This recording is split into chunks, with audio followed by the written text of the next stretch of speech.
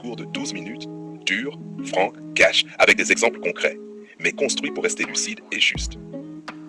Discours dur et direct. La qualité d'un couple se voit dans la qualité des deux partenaires. Environ 12 réductions. Mesdames, messieurs, aujourd'hui je voudrais dire quelque chose de simple, mais que très peu de gens acceptent d'entendre. La qualité d'une relation dépend de la qualité des deux personnes qui la construisent. On aime responsabiliser les hommes d'un côté, les femmes de l'autre, mais la vérité est extrêmement simple. Un couple est le reflet du niveau des deux partenaires.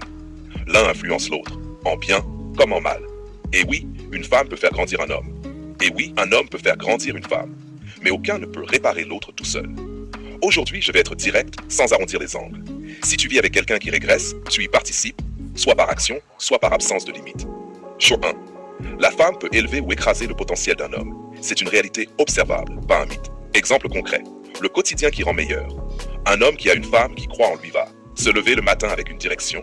Faire un effort sur son apparence. Chercher à progresser professionnellement. Développer une meilleure discipline. Pourquoi? Parce qu'il se sent vu, valorisé, pris au sérieux. À l'inverse, un homme qui rentre chez lui pour trouver une femme qui critique tout, qui se compare au réseau, qui dévalorise ses efforts, qui attend sans jamais encourager, va naturellement se fermer, se résigner, s'éteindre.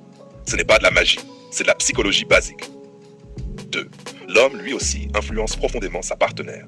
Un homme solide, cohérent et responsable crée un cadre, une stabilité, un climat émotionnel où une femme peut s'épanouir. Exemple concret. Une femme qui a un homme fiable dort mieux, est plus concentrée, est plus douce, est moins stressée, a plus d'énergie pour ses projets. Et une femme qui vit dans le chaos d'un partenaire incohérent, vit en hypervigilance, perd sa féminité, se durcit, devient critique, agressive, épuisée. Encore une fois, influence mutuelle. Ce que tu tolères finit par définir ton couple. C'est ici que je vais être le plus direct.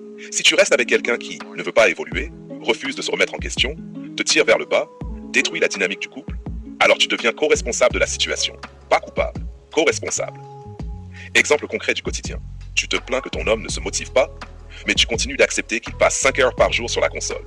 Tu te plains que ta femme ne respecte rien, mais tu cèdes à chaque dispute, tu recules sur tes limites. Ce que tu tolères devient ta norme. Ce que tu laisses glisser devient ta réalité. 4. L'amour est un moteur, mais pas une excuse. L'amour peut sublimer un homme, oui. L'amour peut révéler une femme, oui. Mais l'amour sans exigence devient un piège, une routine, une justification de la stagnation. Love is not enough. Exemple. Un couple qui s'aime vraiment, se dit la vérité, se confronte, refuse la médiocrité, pousse l'autre à agir, maintient des standards.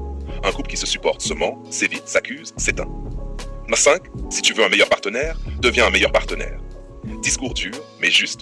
Tu veux un homme plus ambitieux, travaille ta discipline. Tu veux une femme plus douce, travaille ta stabilité. Tu veux un couple plus solide, sois plus exigeant avec toi-même. La qualité attire la qualité. La médiocrité attire la médiocrité.